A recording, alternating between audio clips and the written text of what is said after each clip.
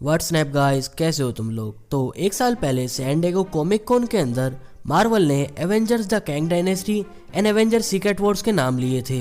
But इन्हीं सभी चीज़ों के साथ मार्वल ने अपनी अपकमिंग मूवीज के ट्रेडमार्क फाइल करवाए थे जो कि लीक हो गए थे, जिनमें से कुछ प्रोजेक्ट की लिस्ट लीक हो गई एंड उसके अंदर काफी बड़े बड़े नाम थे, जैसे कि एवेंजर्स इटर्निटी वॉर। एंड अब समझ में आया कि ये मोहतरमा थोर लव एंड थंडर के अंदर लास्ट में आलती पालती मारकर क्यों बैठी थी। एवेंजर्स इटर्निटी वॉर, इस मूवी के टाइटल से ही समझ में आ रहा है कि एक वॉर होने वाली है जिसके अंदर एवेंजर्स लड़ने वाले हैं। क्यों? क्योंकि उन्हें एक अपनी विश फुलफिल करवानी है, वो भी इटर्निटी को यूज करके। अब वो विश कुछ भी हो सकती है। क्यों? क्योंकि कैंग द कॉन्करर फ्यूचर का बंदा है एंड वो फ्यूचर की टेक्नोलॉजी यूज करता है, तो उसे हराना एवेंजर्स के लिए नेक्स्ट टू इम्पॉसिबल होगा। तो हो सकता है कि उसे हराने के लिए एवेंजर्स किसी टेक जीनियस को जिंदा करवाएं, जैसे कि टोनी स्टार्क। एंड ये काफी सिंपल होगा कि एवेंजर्स को इटर्निटी के पास जाना है एंड उनसे बोलना है कि टोनी स्टार्क को दोबारा जिंदा कर दो, जैसे गोर ने अपनी बच्ची को करवाया था। एंड उसके बाद हमें टोनी एवेंजर्स के साथ कैंग के खिलाफ लड़ता हुआ दिखाया जाए।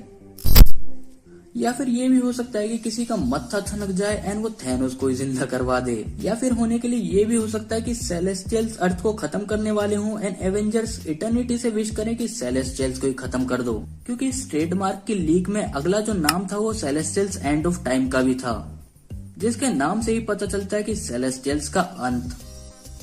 या फिर हो सकता है कि कोई सीधा कैंग द कॉन्करर के एग्जिस्टेंस को मिटाने की ही विश कर दे। एंड अगर तुम्हें नहीं पता तो मैं बता दूं कि थोर लव एंड थंडर से पहले भी इटर्निटी को एमसीयू के अंदर इंट्रोड्यूस कर दिया गया था। अगर तुम्हें guardians of the Galaxy volume 2 का वो सीन याद हो जहां ईगो स्टार लॉर्ड को याद दिलाता है कि वो कौन है, तब वो एक टाइम के लिए इटर्निटी को भी देखता है एंड वो बोलता है एंड ऐसा इसलिए पॉसिबल हो पाता है क्योंकि स्टार लॉर्ड भी आधा सेलेस्टियल है।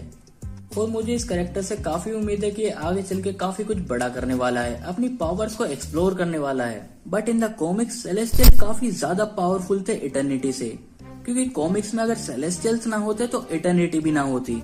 कॉमिक्स के अंदर एक बीइंग होता है फर्स्ट फ्रेगमेंट नाम का एंड सेलेस्टियल उसे डिस्ट्रॉय कर देते हैं और इसी बीइंग के छोटे छोटे पीसेस से बनता है मल्टीवर्स एंड उसके कॉस्मिक बीइंग्स, जिनमें से इटर्निटी भी एक होता है। होप करता हूँ कि काफी छोटे में तुम्हें इटर्निटी का ओरिजिन समझ में आ गया होगा। बट मार्वल सिनेमैटिक यूनिवर्स के अंदर हमें इटर्निटी को इसलिए दिखाया गया है ताकि कोई आगे चल के इससे कोई बड़ी विश मांग सके, जैसे कि किसी मरे हुए इंसान को जिंदा करना। अब मैं ऐसा क्यों बोल रहा हूँ? क्योंकि मार्वल ने अपने इन्फिनिटी सागा के पहले फेज में ही ये दिखा दिया था कि इन्फिनिटी स्टोन्स का क्या क्या यूज होता है एंड थैनोस उन्हें कलेक्ट करके यूनिवर्स की आधी पॉपुलेशन खत्म करना चाहता है। एंड वैसे ही मल्टीवर्स सागा में भी हमें शुरू से दिखाया जा रहा है कि इटर्निटी का क्या काम है, किसी मरे हुए इंसान को जिंदा करवाना। एंड मेरा गैस ये है कि वो इंसान टोनी स्टार्क होगा, क्योंकि मार्वल को अपनी एवेंजर एंड गेम मूवी का भी तो रिकॉर्ड तोड़ना है, जो कि तभी पॉसिबल हो पाएगा जब वो अपने पुराने कैरेक्टर्स को वापस लेके आएगा किसी यूनिक कॉन्सेप्ट के थ्रू। एंड जैसे कि रूमर्स फैल रहे हैं कि स्टीव रोजर्स वापस आ रहे हैं कैप्टन अमेरिका के रोल में, जो कि हो सकता है कि क्वाइट पॉसिबल भी हो।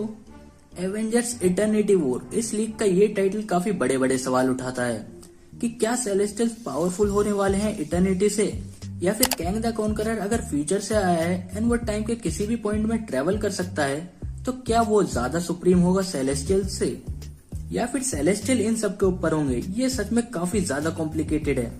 बट केविन फ्राइगी ने बोला है कि वो एमसीयू की आने वाली 10 साल की स्टोरी पहले ही प्लान करके चल रहे हैं। एंड मेरे ख्याल से इतना टाइम काफी होता है किसी कॉम्प्लिकेटेड स्टोरी लाइन को समझाने के लिए। बट तुम मुझे कमेंट करके बता सकते हो कि तुम एवेंजर्स की जगह अगर इटर्निटी के पास होते तो क्या मांगते, क्योंकि अगर मुझे स्क्रीन पे दोबारा टोनी स्टार्क एंड थैनोस जैसे कैरेक्टर देखने के लिए मिल जाएं एक साथ, तो मैं डबल पैसे देने के लिए तैयार हूं उनके लिए। बट कभी कभी ख्वाब से ज्यादा अफसोस दुख देता है, तो बड़े बड़े टाइटल्स को देख के ज्यादा एक्सपेक्टेशंस मत लगाना। याद है ना फेज 4 जब अनाउंस हुआ था तो कितने बड़े बड़े टाइटल आए थे, Thor love and thunder, doctor strange multiverse of madness. एक में तो विलन का ही काट दिया एंड दूसरे में अगर विलन नहीं था तो हीरो को ही विलन बना दिया। सेम एज हो सकता है कि इटर्निटी का भी यही हाल हो। शैंची में अपने लोंडे को ही बाप से लड़वा रहे हैं and Spiderman no way home बिल्कुल ऐसी थी जैसे कोई केक पे चेरी। एंड ऑल्दो अब मार्वल ने व्हाट इफ सीजन 2 का भी ट्रेलर लॉन्च कर दिया है, जिसके एपिसोड्स में भी हमें जनवरी के बीच में देखने के लिए मिल जाएंगे।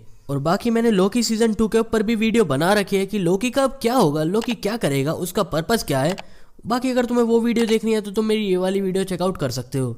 सो ऑलराइट गाइस, अगर तुम्हें वीडियो ज़रा भी अच्छी लगी है, खुशी हुई है तो वीडियो को लाइक करो, चैनल को सब्सक्राइब करो। मैं मिलूंगा तुमसे अगली वीडियो में किसी और सम टॉपिक के साथ। तब तक के लिए bye bye, take care, sayonara.